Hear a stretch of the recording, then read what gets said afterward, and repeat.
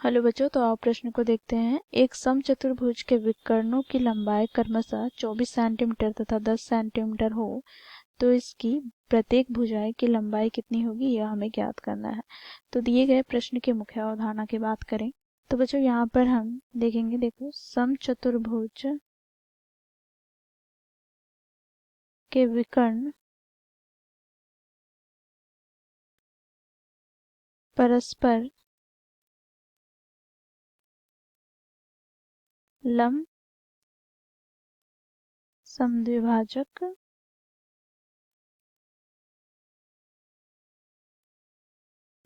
होते हैं। तो इस मुख्य अवधारणा की सहायता से बच्चों हम दिए गए प्रश्न को हल करेंगे। बच्चों यहाँ पर हमें समचतुर्भुज ए बी सी डी दिया गया है, जिसमें बच्चों विकर्ण AC की लंबाई 24 सेंटीमीटर है और BD की लंबाई 10 सेंटीमीटर है। ठीक है, तो यहाँ पर हम लिखेंगे समचतुर्भुज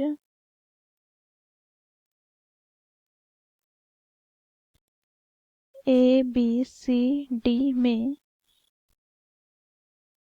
विकर्ण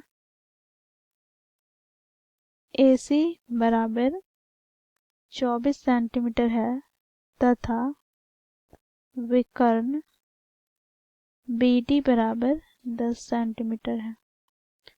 बच्चों देखो यहाँ पर, क्योंकि मुख्य अवधारणा में हम लोगों ने देखा कि समचतुर्भुज के विकर्ण परस्पर लंब समद्विभाजक होते हैं, अर्थात बच्चों देखो विकर्ण AC तथा BD एक दूसरे को यहाँ पर प्रतिच्छेद करते हुए लंब बनाते हैं, अर्थात 90 डिग्री का कोण बनाते हैं। साथ ही बच्चों यहाँ पर क्या हो जाएगा, AO बराबर हो जाएगा OC के, साथ ही यहाँ पर OD बराबर हो जाएगा OB के। ठीक है, तो यहाँ पर हम लिखेंगे क्योंकि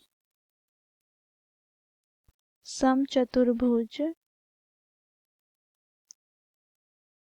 के विकर्ण परस्पर लंब समद्विभाजक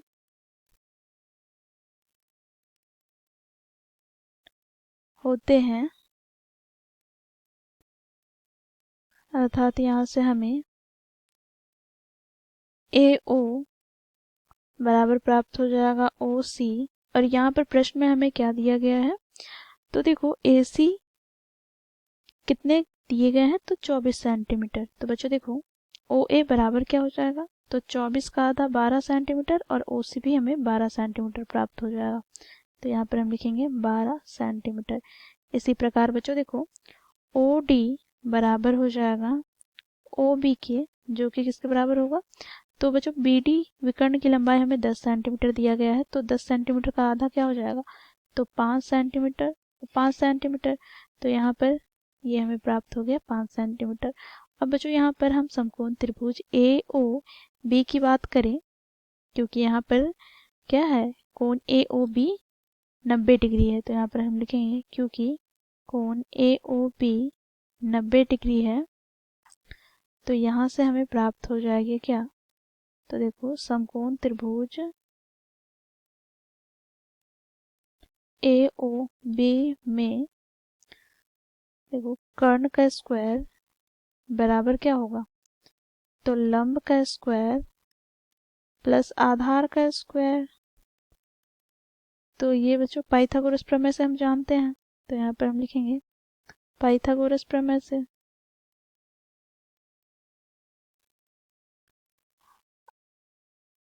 अब यहाँ पर हम बात करें कर्ण की, तो कर्ण की सबसे लंबी भुजा यहाँ पर क्या हो जाएगी, तो AB। तो यहाँ से हमें प्राप्त हो जाएगा AB का स्क्वायर बराबर लंब क्या है, तो लंब यहाँ पर OA है और OA की लंबाई 12 सेंटीमीटर दिया गया, तो यहाँ पर हम लिखेंगे OA का स्क्वायर प्लस आधार की लंबाई क्या होगी, तो OB, जो कि हमें 5 सेंटीमीटर दिया गया है। तो यहाँ पर हम लिखेंगे देखो OA जो कि हमें 12 सेंटीमीटर दिया गया है, तो 12 का स्क्वायर प्लस OB 5 है, तो 5 का स्क्वायर, तो यहाँ से हमें 12 का स्क्वायर प्राप्त हो जाएगा 144 प्लस 5 का स्क्वायर हमें प्राप्त हो जाएगा 125, तो यहाँ से हमें प्राप्त हो जाएगा 169।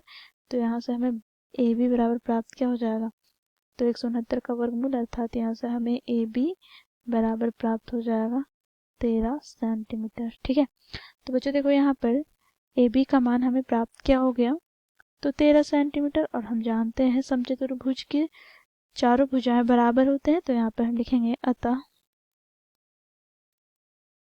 समचतुर्भुज